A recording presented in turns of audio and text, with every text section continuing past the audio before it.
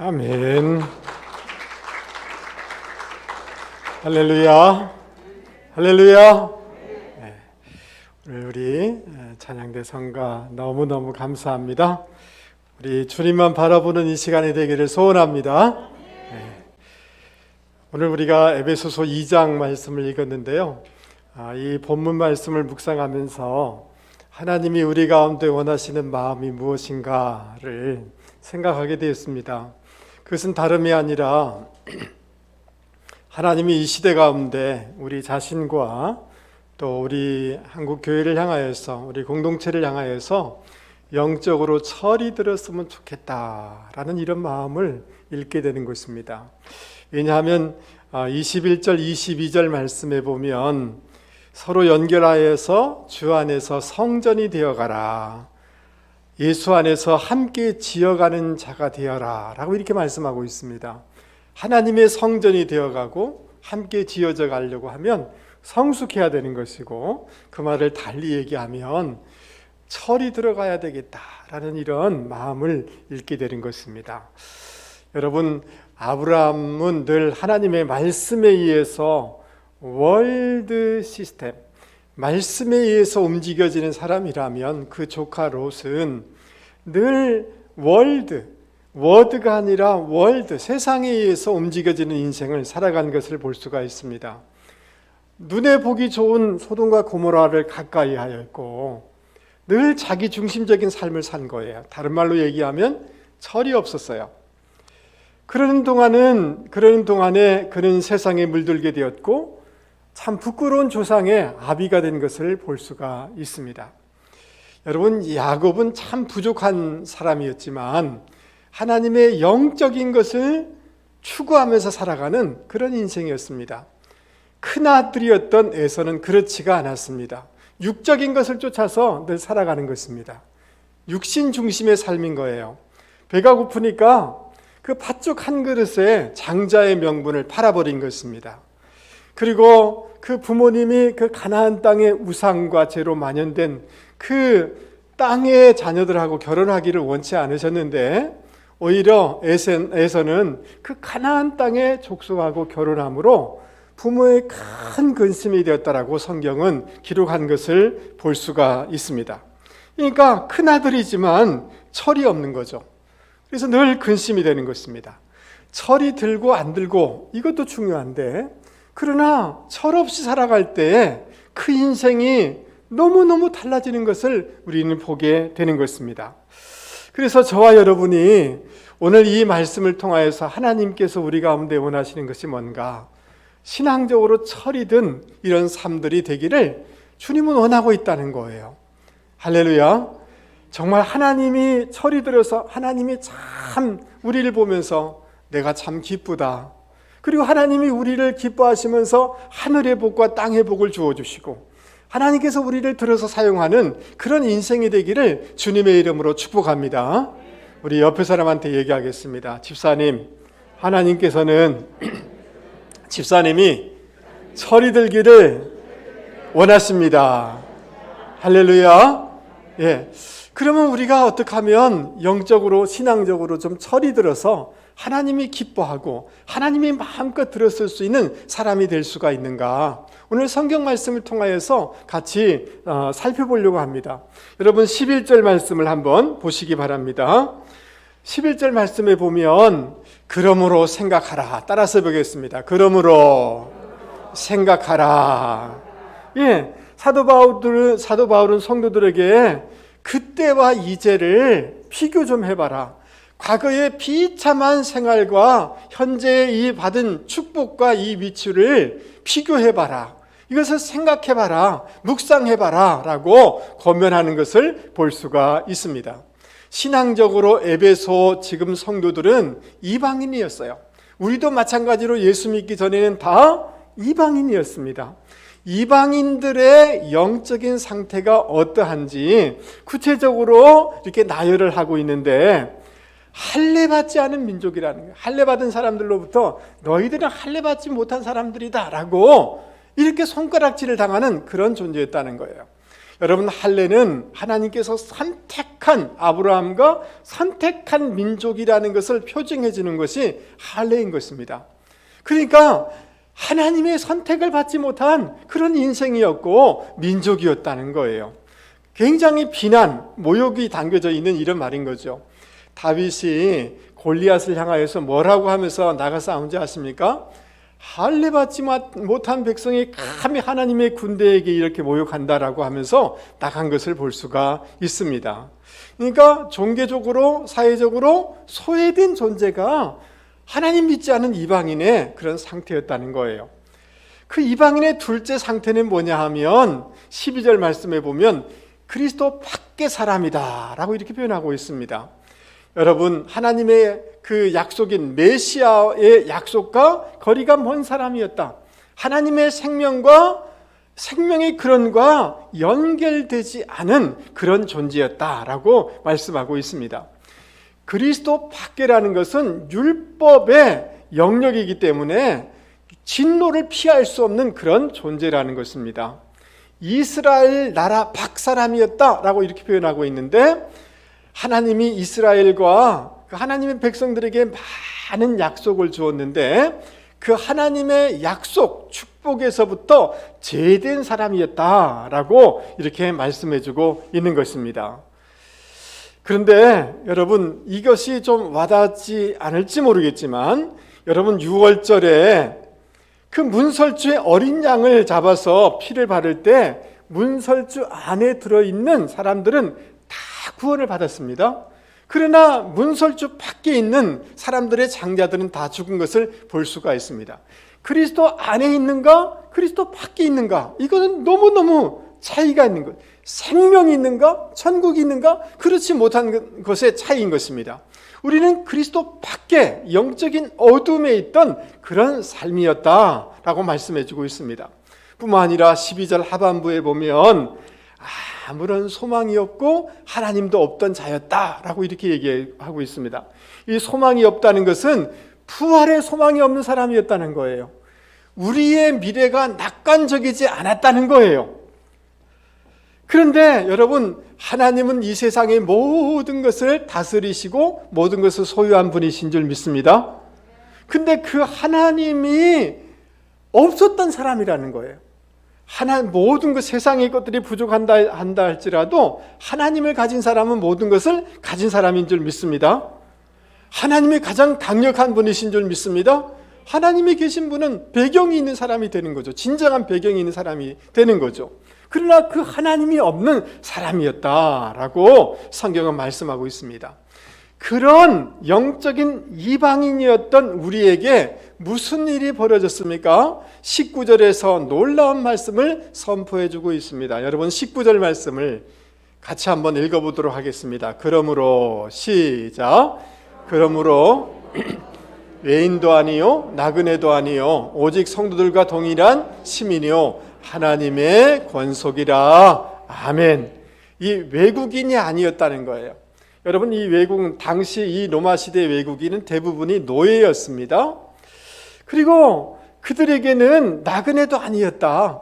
여러분, 시민권이 없어서 이 소속감이 없는 거죠. 소속감이 없는 그런 나그네, 차별당하는 나그네.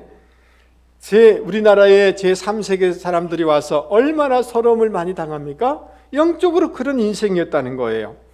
그런 인생이었던 우리가 예수 그리스도로 말미암아 하나님의 자녀가 되었다. 하나님과 교제할 수 있는 자가 되었다. 하나님 앞에 마음껏 나갈 수 있는 인생이 되었다. 이것이 큰 축복인 줄 믿을 수 있기 바랍니다. 여러분, 지금도 미국 시민권을 가지면 얼마나 많은 축복을 누리게 되었습니까? 당시의 로마 시민권이라는 것은 굉장했던 것입니다. 그러나 로마 시민권, 미국 시민권이 아니라 하나님 나라의 시민권을 가진 그런 백성이 되었다. 하나님의 가족이 되었다라고 이렇게 말씀해 주고 있는 것입니다. 이것이 우리의 현재의 영적인 상태이고 하나님 나라 시민권, 하나님의 거룩한 왕 같은 제사장이 되었다. 하나님의 대행자가 된 존재가 우리다라고 이렇게 말씀해 주고 있는 것입니다. 여러분, 과거의 우리의 상태와 지금 우리의 상태를 비교해 보면 우리는 하나님의 거룩한 백성이요, 가족이요, 자녀요, 왕 같은 제사장이요, 하나님이 기대하는 하나님의 대행자인 것, 이것이 큰 은혜요, 큰 축복인 줄 여러분 믿을 수 있기를 바랍니다. 이런 영적인 지위와 영적인 신분을 가진 사람이 저와 여러분인 줄 기억하실 수 있기를 바랍니다. 이것을 잘 생각할 때 우리가 그에 합당한 삶을 삶으로 철든 인생을 살아가게 되는 것입니다. 여러분, 그 로댕의 생각하는 사람이라는 조각품 여러분 아시죠? 뭐 어떤 남자가 고민하면서 저렇게 앉아있는 모습 우리가 많이 보았지 않았습니까? 근데 이 로댕의 그 작품 중에 칼레의 시민이라는 이런 작품이 있는데 여기에는 이 이야기의 배경이 있습니다. 여러분, 그 프랑스 북부에 칼레라는 이 밑에 있는 이 대륙하고 저 위에 있는 섬, 그 사이에 보면 영국에는 도보고 그 밑에 조금 밑에 빨간색으로 되어 있는데 프랑스의 칼레예요. 여러분, 그 영국과 프랑스 간에 100년 전쟁이 있게 되었는데 이 도보 해협을 넘어서 영국군이 칼레를 완전히 포위하게 되어집니다. 그리고 1년 동안을 공격하는데 버티다 식량이 떨어져서 더 이상 버틸 수가 없는 거예요. 이제 그 주민이 칼레 시민들이 다 죽을 수밖에 없는 거예요. 그러니까 항복해라는 거예요. 항복해라. 그런데 항복하는데 조건이 있었습니다. 그것은 뭐냐 하면 칼레 그 시에 지도자 6명을 우리한테 보내라. 보낼 때 목에 밧줄을 이렇게 묶고 그리고 벌거벗은 채로 우리한테 보내라. 그리고 그 칼레시의 그 열쇠를 가지고 우리한테 보내라 라고 이렇게 얘기를 하게 되어집니다. 여러분, 이 얘기를 들으니까 칼레시 전체가 두려움에 사로잡힐 수밖에 없지 않습니까? 근데 그 중에 생피에르라는 사람이 제가 가겠습니다. 그 칼레시의 가장 부자였거든요. 제가 가겠습니다. 이러니까 여기저기서 그 칼레시의 시장도 제가 갑니다 라고 얘기하는 거예요. 법률가도 제가 갑니다. 그래서 그 6명이 오라고 했는데 여기저기서 손을 들어서 7명이 차원하게 된 거예요. 그래서 그러면 6명이 오라고 그랬는데 누가 갈 것인가 이렇게 이런저런 얘기하다가 이 생피에르가 그런 얘기를 해요. 좋습니다. 다음날 아침에 안 오는 사람 제외하고 6명이 가기로 합시다. 오기 싫은 사람 있으면 한 사람 빼주면 됩니다. 여러분, 다음날 누가 빠진지 아십니까? 제일 처음 손들었던 생피에르가 안 보이는 거예요. 왜 안 보였을까요?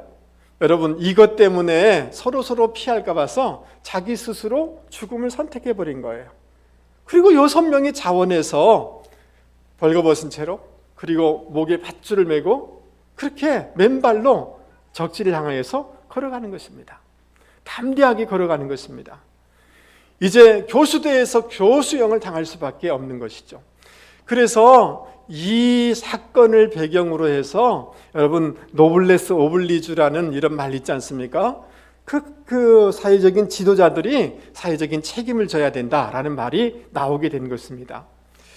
여러분, 500년 후에 이 사건을 우리가 기념하자라고 하면서 프랑스에서 이 칼레 시민을 이렇게 조각품을 만들어 가지고 기념하자라고 하면서 노댕에게 부탁하게 되어지는데 여러분이 보이는 저 그림이 저 칼레 시민이라는 그 작품인 것입니다. 여러분, 죽음이라는 것은 부유한 사람이나 귀족이나 그렇지 않은 사람이나 다 죽음은 두려울 수밖에 없습니다. 그렇지 않습니까? 그러나 우리가 누구인가? 이 사회의 지도자가 아닌가? 그런 신분에 있는 사람들이 아닌가? 우리는 사회의 책임을 감당해야 될 사람들이 아닌가? 자기 상태와 자기 신분에 대한 의식이 각성이 있었기 때문에 그들은 죽음을 두려워하지 않고 그 적진을 향해서 걸어갈 수가 있었던 것입니다. 오늘 프랑스의 사람들에게 자부심을 갖게 하고 기념되는 인생이 되게 한 것입니다. 여러분, 저와 여러분이 어떻게 세상 속에서 하나님의 대행자로 철이든 사람으로 살아갈 수가 있는가? 내가 만만한 사람이 아니라 옛날에는 이방인이었고 아무런 소망도 없는 사람이었지만 지금은 나는 하나님의 자녀이다. 하나님의 대행자다. 왕같은 제사장이다. 하나님의 편지다. 하나님의 대세다라는 그 의식을, 신분에 대한 자각이 있을 때 우리는 세상에서 함부로 살 수가 없으며 철이든 인생을 살아갈 수 있게 되는 줄 여러분 믿을 수 있기를 바랍니다. 여러분 한번 생각해 보시기 바랍니다. 예수 믿기 전에 우리의 삶의 상태는 어떠했습니까? 그러나 지금은 너무너무 존귀한 인생이 된 것 아닙니까? 여러분은 아무 대답이 없으시네요. 여러분, 저는 예수를 오랫동안 믿지 않았어요. 청년 때 이제 예수를 믿었는데 오랫동안 예수를 믿지 않으면서 교회 다닌 사람을 다 어떻게 하나님이 저를 이렇게 인도하시는데 제가 사는 곳 바로 집 앞에 늘 교회예요. 고등학교 때 그렇고 늘 그런 거예요. 여러분, 근데 제가 그 교회 다니는 사람 얼굴을 보니까 광채가 있더라고요. 그곳은 빛이고 이것은 나의 삶은 어둠이었어요. 우리 옆에 사람 한번 보시기 바랍니다. 집사님, 광채가 납니다. 여러분은 모를지 모르지만 분위기가 다르고요, 얼굴빛이 다르고요, 냄새가 다르고요. 여러분 우리 보살님들 보면 몸빼 있고 냄새 다릅니다. 예, 탤런트 중에 예수 잘 믿는 사람하고 불교 사람하고 얼굴이 다릅니다. 그렇지 않습니까? 여러분 빛이 납니다. 존귀한 인생인 줄 믿습니다. 여러분은 하나님의 위대한 하나님의 대사인 줄 믿을 수 있기 바랍니다. 여러분, 고재성이가 뭐가 똑똑해서 뭐가 건강해서 뭐가 잘나서 아무것도 없었어요. 근데 하나님의 말씀을 대언하는 목사가 되게 해주셨는데 하나님의 은혜로 이런 귀중한 직분을 주셨는데 내가 함부로 살아갈 수가 없는 거죠. 그렇지 않습니까? 하나님의 은혜로 여러분 교회의 장로가 되고 교회의 권사가 되고 안수집사가 됐는데 여러분 이 귀중한 신분을 나에게 주셨는데 우리는 세상에서 함부로 살아갈 수 있는 그런 백성이 아닌 것입니다. 하나님의 집사가 되어지고 이런 나의 신분에 대한 자각을 늘 하고 다닐 때 Remember who you are. 내가 누구인지를 기억해라. 그것을 가지고 우리가 살아갈 때 여러분 세상 가운데 철든 인생을 살아갈 수 있게 되는 줄 여러분 믿을 수 있기를 바랍니다. 여러분, 우리 주님께서 우리에게 이러한 놀라운 영적인 신분과 축복을 주시기 위해서 그분은 어떤 일을 하셨을까요? 그것이 우리의 철이 드는 것과 무슨 상관이 있을까요? 여러분 그 13절 말씀을 한번 보시기 바랍니다. 13절 말씀에 보면 이제는 전에 멀리 있던 너희가 그리스도 예수 안에서 따라서 해보겠습니다. 그리스도의 피로 가까워졌느니라. 예, 이제는 이랬는데 본래는 정확한 번역은 그러나 이제는 그리스도의 피로 가까워졌느니라 라고 이렇게 말씀하고 있습니다. 반전이 있는 것입니다.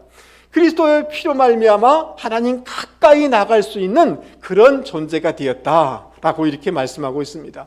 주님이 어린 양이 되어주심으로 대속제물이 되어주심으로 화목제물이 되어주심으로 하나님 가까이 나아갈 수 있는 그런 존재가 되었다라고 말씀하고 있습니다.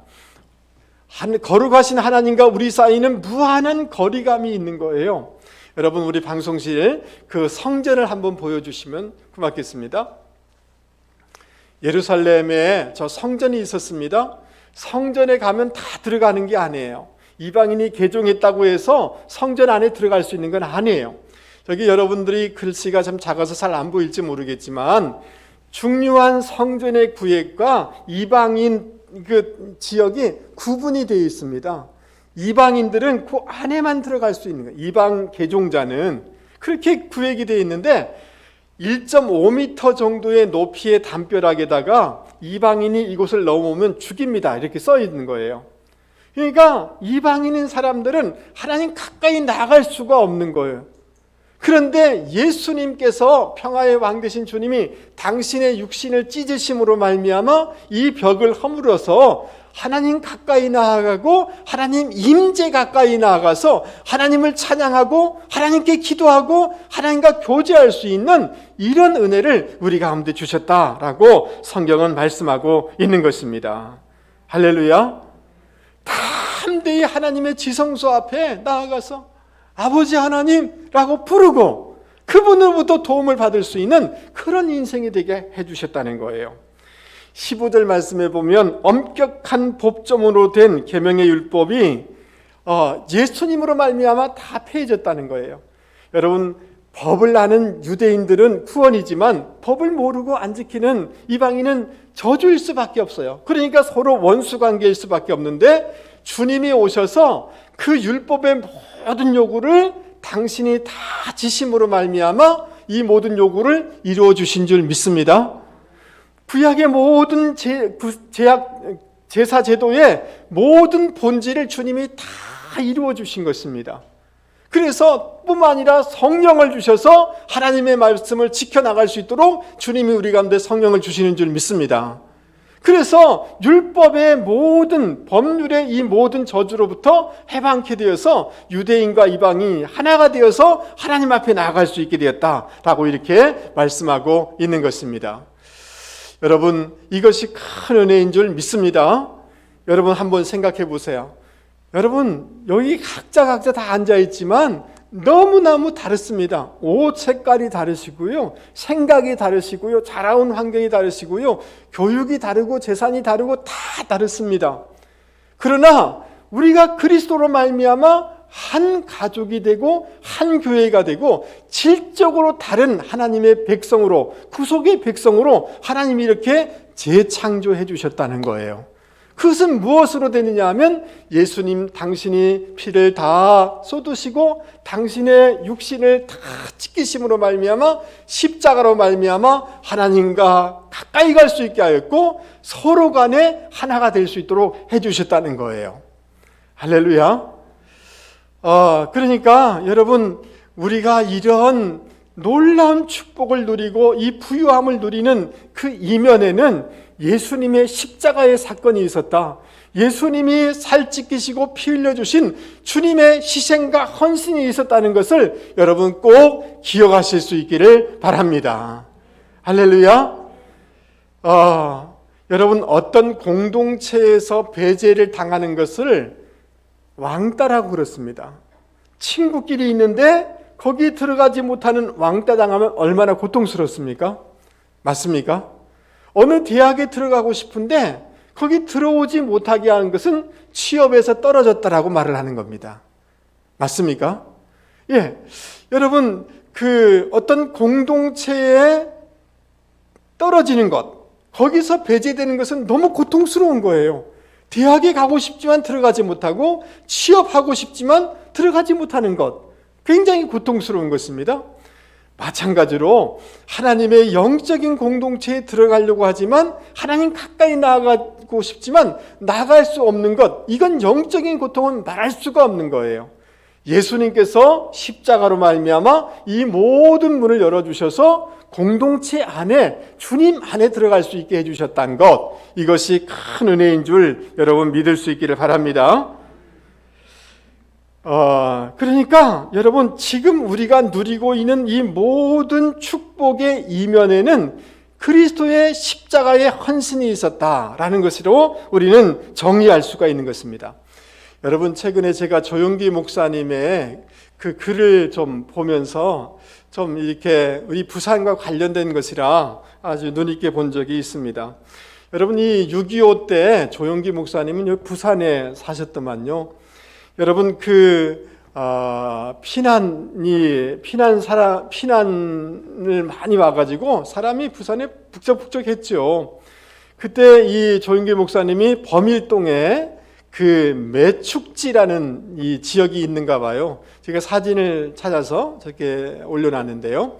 지금은 아주 유명한 관광지라고 합니다. 저도 한번 시간 되면 한번 가보려고 해요. 근데 부산항에서 화차가 이렇게 이 석탄을 싣고 이렇게 오면 이 범일동 매축지에 한 10분이나 15분 정도 정차해서 이렇게 있는다고 합니다. 그러면 그 피난민들이 몰래 와가지고 10분, 15분 되는 시간에 여러분 그 석탄을 막 훔쳐가는 거예요. 그래야지 그거 팔아서 밥을 먹을 수가 있고 그것 가지고 뭐 땔감도 할 수가 있고 그러는 거예요. 그러니까 10분, 15분 사이에 몰래 확 와가지고 그걸 막 이렇게 훔쳐가는 거죠. 그러면 그 군인들이 와가지고 막아서는 거죠.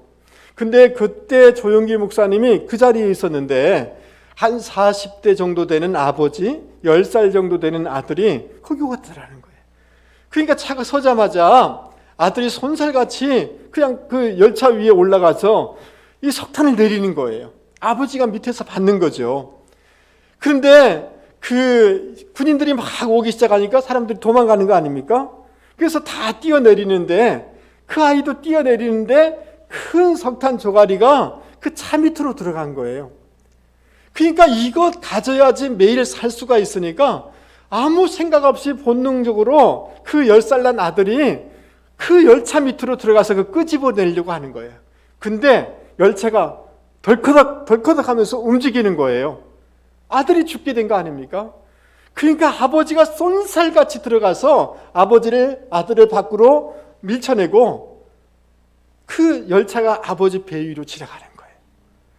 근데 죽어가면서도 아들에게 빨리 피하라고 하면서 그것을 생생하게 보아서 그걸 잊지 못한다는 거예요.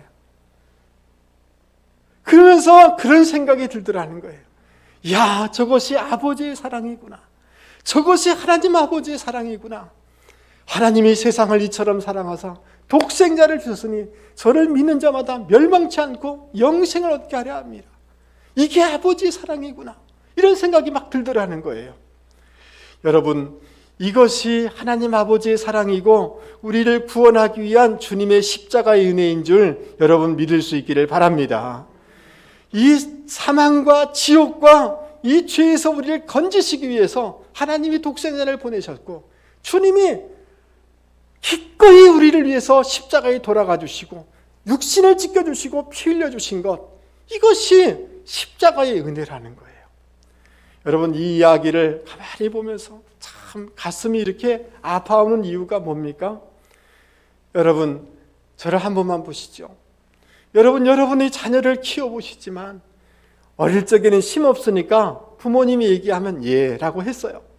근데 조금씩 나이가 10살이 되고 중학교가 되어지고 고등학생이 되어지고 대학생이 되어지면 머리가 커가지고요 부모를 우습게 여겨요. 부모가 아버지가 그렇게 고생하고 힘들고 애쓴 것 몰라요.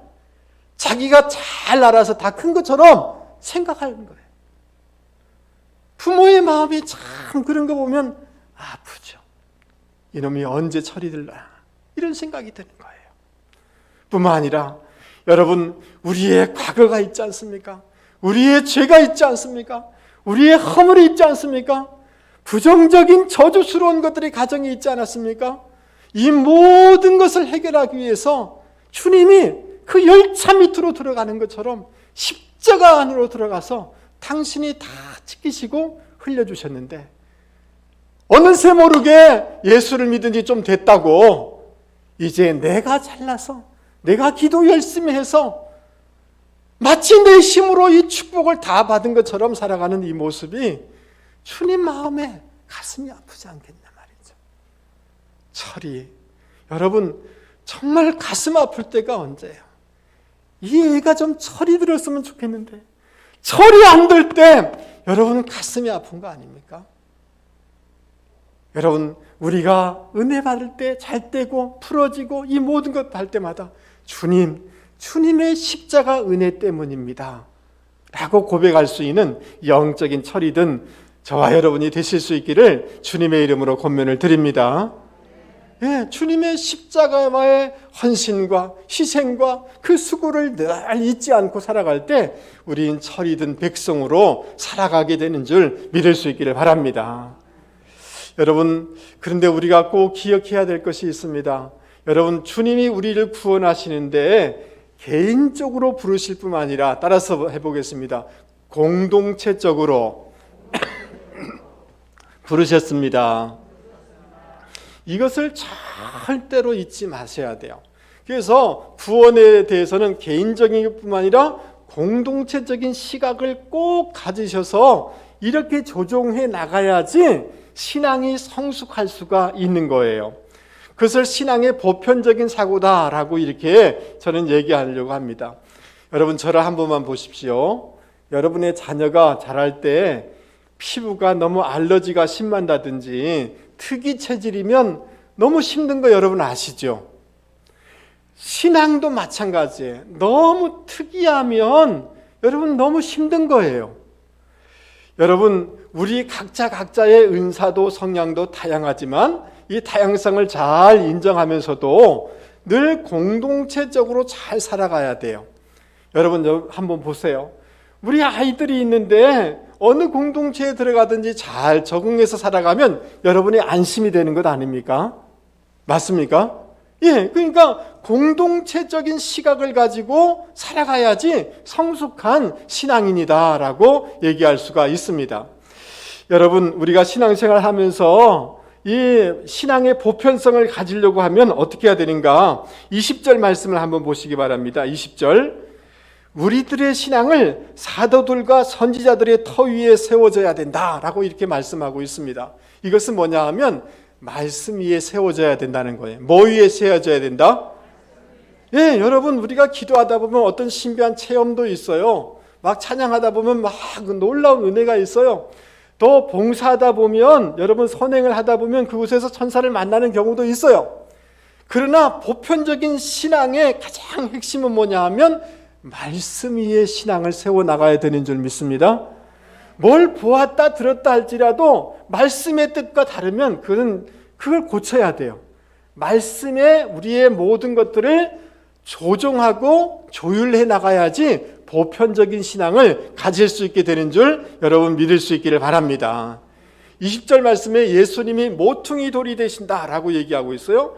제일 건축할 때 중심이 되는 돌이 모퉁이 돌이고 이쪽 면과 이쪽 면에 그 가운데 있는 것이 모퉁이 돌이에요.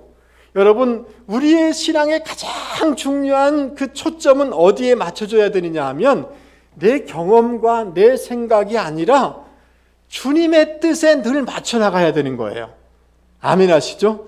그럴 때 보편적인 신앙을 가지게 되는 거예요. 공동체적인 신앙을 가지게 되는 거예요. 내 생각에는 아니라 주님이 뭘 기뻐하실까? 주님이 뭘 좋아하실까를 질문하면서 주님의 뜻에 맞춰가고 조율해 나갈 때 건강한 신앙이 되어지는 줄 여러분 믿을 수 있기를 바랍니다. 그럴 때 서로 연결되어지고 성전이 되어지고 그곳에 주님이 임재하게 되어지는 줄 여러분 믿을 수 있기를 바랍니다. 하나님이 그곳에서 임재하시고 기뻐하시는 거죠. 그러니까 여러분 꼭 말씀과 그리스도의 뜻과 공동체라는 이 세 가지 단어를 잊지 않으셔야지 신앙이 성숙하고 바르고 건강하고 철이 든 신앙으로 살아갈 수 있는 줄 여러분 믿을 수 있기를 바랍니다. 따라서 말씀, 그리스도의 뜻, 공동체, 그거 어느 하나라도 이게 제외되면 사람이 특이 체질이 되는 거예요. 특이한 신앙으로 빠질 수가 있다는 것이에요. 여러분, 미켈란젤로라는 이 위대한 그런 이 분의 조각품들이 얼마나 많습니까? 여러분, 저 미켈란젤로가 저 그냥 버려진 그 구석진 곳에 큰 그 대리석을 보다가 생각을 했어요. 여기를 쪼고 여기를 깨트리고 여기를 튀어나오게 하고 이렇게 할 때 여러분 위대한 다비드상이라는 예술 작품이 나온 것 아니겠습니까? 맞습니까? 그것을 조탁이라고 해요. 깨트리는 거예요. 튀어나온 부분, 모난 부분을 깨트려야지 아름다운 작품이 될 수가 있는 거예요. 말씀에 의해서 그리스도의 뜻에 의해서 공동체적인 시각으로 이것을 조탁해 나가고 조율해 나가고 교정해 나갈 때 성숙한 신앙이 되어지고 위대한 작품이 되어지는 줄 여러분 믿을 수 있기를 바랍니다. 여러분, 최근에 한 그 타이타닉에 대한 그 보고서를 제가 보았는데요. 참 도전이 됐어요. 여러분, 1912년에 타이타닉호가 침몰했을 때 1517명이 사망하고 706명이 생존하게 되었습니다. 그런데 이 연구를 이렇게 해보니까 영국 사람들이 다른 나라 사람들보다 10% 더 많이 죽은 거예요. 근데 이상하게 미국 사람들은 10% 더 많이 산 거예요. 근데 이 뭐 한 7, 8% 정도 그 10%로 우리 여기면 10% 차이라는 건 큰 차이 아닙니까? 같이 배에 탔는데요. 그래서 이 학자들이 연구를 했어요. 왜 영국 사람들은 10%더 죽고 미국 사람들은 10%더 살았는가? 이거를 연구한 결과가 뭐냐 하면 영국 사람들의 마음속에는 무슨 마음이 있으냐 하면 생사기로에 있을지라도 영국인다운 신사다움을 버려서는 안 된다는 생각을 그 사람들이 갖고 있었기 때문이라는 거예요. 그리고 영국 사람들 마음 가운데 이런 어려운 가운데서도 여성을 먼저 배려하고 아이들을 배려한다라고 배려해야 된다는 생각이 그들 가운데 있었기 때문에 그렇다는 거예요. 근데 여러분, 이 어려운 순간에 그 사실은 여성보다 남성이 더 살기가 더 힘이 있으니까 좀 낫지 않겠습니까? 근데 조사 결과에 보면 여성 생존율이 남성보다 51.7% 높은 거예요. 그 다음 여러분, 아이와 동반한 여성은 더 죽기가 가능성이 높지 않겠습니까? 근데 반대로 74%나 높은 거예요. 아이가 있는 여성이 더 살아나는. 그 왜 그런가? 영국인들 마음속에 그런 마음이 있었다는 거예요. 다른 사람을 배려하고 공동체를 배려하고 여성을 배려하는 그런 의식을 가졌기 때문에 그 죽음의 순간에도 질서를 잘 지키고 그들을 배려하는 순간 영국인의 희생은 많았지만 여성과 어린아이들은 많이 살게 됐다는 거예요. 근데 너무 개인주의적인 미국 사람들은 자기는 살았지만 이렇다는 거예요.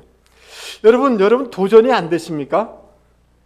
여러분 그 에드워드 존 스미스라는 이 선장이 그 막 배가 넘어가면서 탈출이 막 이렇게 되어질 때 거기서 외쳤다는 거예요.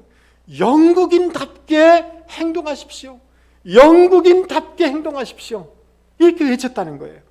여러분 그 우리가 영화를 보서도 알다시피 거기 마지막까지 연주해 주는 사람이 있었지 않습니까?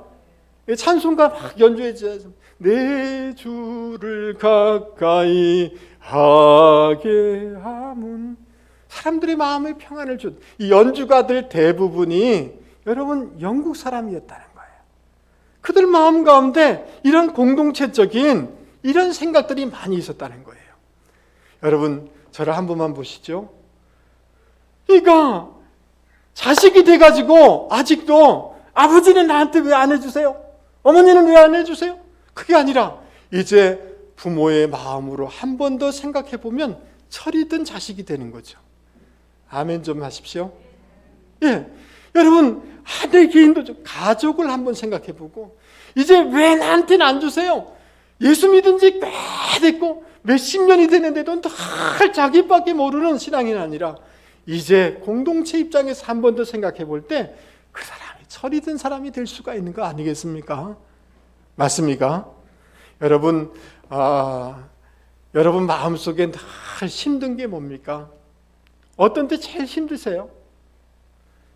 다른 게 힘든 게 아니라 자식이 잘 됐으면, 잘 풀어졌으면, 자식이 철들었으면 이게 가장 큰 소원이고 그렇지 않을 때 마음이 좀 안타까운 것이 부모의 마음이 아닙니까? 아니 대답해 보세요. 그렇지 않습니까? 장가가고 시집가도 철이 안 든 사람이 있어요. 철이 안 든 사람들이 있더라니까요. 옆에서 볼 때 안타까운 거죠. 지 엄마는 그렇게 했었는데 그걸 몰라주는 거예요. 아직도 결혼해서도 모르는 사람이 있더라니까요. 철이 안 든 거예요. 여러분 그 안타까움처럼 하나님이 오늘 이 한국의 그리스도인들을 향하여서 야 내가 철이 들면 안 되겠니? 라는 이 음성이 저와 여러분 가운데 들려지실 수 있기를 바랍니다. 할렐루야. 어떻게 우리가 철이 들 수가 있을까요? 여러분 나는 왕 같은 제사장이요 하나님의 대행자요 하나님의 대사요 하나님의 편지라는, 그리스도의 편지라는 이 정체감, 이 신분을 여러분 잊지 말고 살아가실 수 있기 바랍니다. 할렐루야. 그리고 늘 내가 이렇게 좋은 직업 가지고, 내가 이렇게 성공하고, 내가 이렇게 잘 되고 있을 때 내가 잘 되는 것이 아니라 다 주님의 십자가의 은혜 때문입니다. 십자가의 그 은혜를 잊지 않고 살아가면 겸손하게 되어지고 하나님의 그 기쁨이 되는 철이 든 신앙인이 되실 수 있는 줄 믿습니다. 그리고 여러분, 우리의 시각을 조금 더 띄어서 부모님 마음은 어떠할까? 교회 입장에서 생각해 보면 어떨까? 하나님 아버지 마음은 어떠할까? 이 공동체적인 시각을 가지고 늘 생각해 나갈 때 철이 든 신앙인으로 살아갈 수 있는 줄 믿습니다. 할렐루야. 여러분, 한 해가 한 달밖에 남지 않았습니다. 그러나 여러분, 시간이 지난다고 60이 되고 70이 된다고 철이 드는 게 아닙니다. 영적으로 철이 들어야지 세월의 의미가 있게 되는 줄 믿습니다. 나이가 많더라도요, 철이 안 들면 안 되는 거예요. 여러분, 우리 모두 예외 없이 영적으로 철이 들어서 하나님이 기쁨이 되시고, 아멘 하시죠? 하나님이 자랑거리가 되시고 하나님이 복을 부어주시는, 하나님이 들어쓰는 그런 인생이 되기를 주님의 이름으로 축복합니다. 우리 말씀을 생각하시면서